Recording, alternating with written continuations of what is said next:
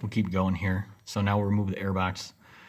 So what you're going to need is potentially a screwdriver and a vice grip. So you got to disconnect the sensor here. I already disconnected it, but you get a screwdriver back here, articulate it very gently, and push down with your other hand, and that'll come loose. Set it aside where it's out of the way, and then get your vice grips on here to get this out of the way. And let's see how I can arrange this.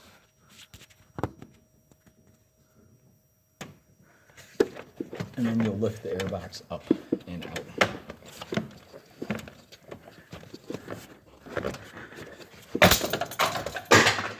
Whoa, we'll come back to that. All right, try this again. So if you just pull straight up on the box, there are 2 retention tabs holding it in. And then here, we need to articulate this.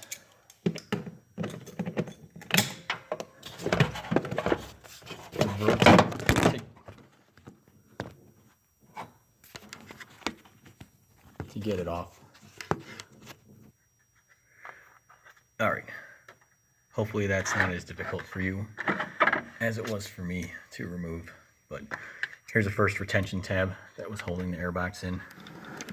And there's the second one. So once you pull those out, you just twist it off the hose and you're good. So for the fill plug for the transmission, that gets a little tricky. That is way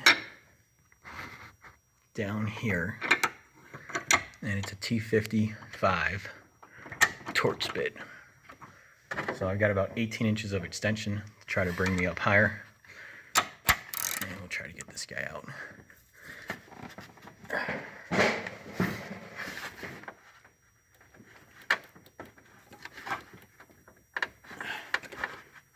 Looks like I'll need to go and get maybe a breaker or something here. Alright, so I did have to use my breaker bar to liberate this piece. Let's see if we can get it out now.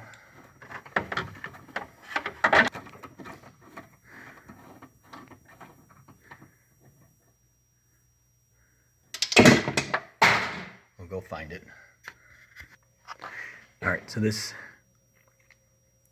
T55 socket cap has seen better days, but O-ring's in good shape, and I'll be reusing that. Alright, I got a transmission funnel with a hose in there. Hose is too long, but I use it for a lot of other projects, so I'm not going to trim it here. Now what I'll do is I'll install the drain plug underneath, just the main one, not the small one. And that goes in at 45 Newton meters. So what you'll need is a 17 millimeter hex, and in this case is a 3/8 torque wrench. I'll take a second and explain how this works. So while this is the drain plug, it has that tube on the inside. So as you fill the transmission with just this installed and not with the smaller drain plug installed, it will fill to the appropriate level line while the transmission is cold. Then you'll seal it up once the fluid starts dribbling out of the bottom by putting the small plug in. And then we're going to drive around till the trans gets to 40 or 50 degrees Celsius, which I'll just probably put an infrared thermometer on there and check it out. And then we'll fill it again. So I did measure the fluid that came out. It was just a little over 3 liters. From watching some other videos, looks like I should have had maybe closer to 4. So we'll see how much we need to put in here. All right, so hand thread this in. Torque wrench is set to 45 Newton meters.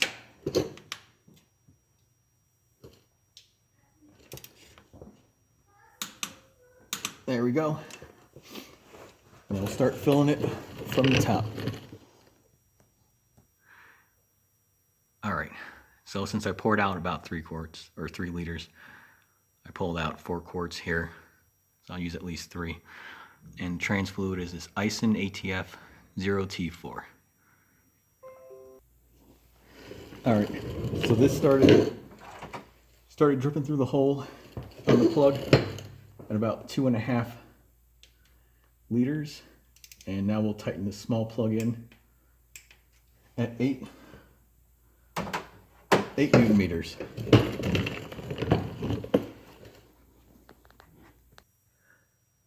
All right, so we'll reinstall the filler plug, torquing it down to 30 Newton meters. It was pretty tricky to get it in from above, so I had to use this telescoping magnet alongside all of my extensions to try to get it in.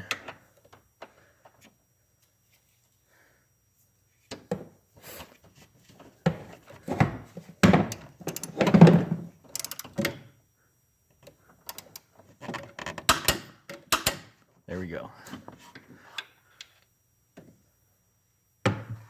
So that's the first part of the fill process, and now we'll continue on for the rest. All right, so warming up the vehicle. Checking the pan here, 49.7 C, 46.4 C. We're supposed to check it at 50 degrees Celsius. So I'm gonna stop here. What I'm gonna do is I'm gonna pull that inner drain plug out, remove the intake box again and the fill plug and fill it till it starts leaking, and then we should be done. So I'm not gonna put that in the video because it's basically the same thing I just did a few minutes ago.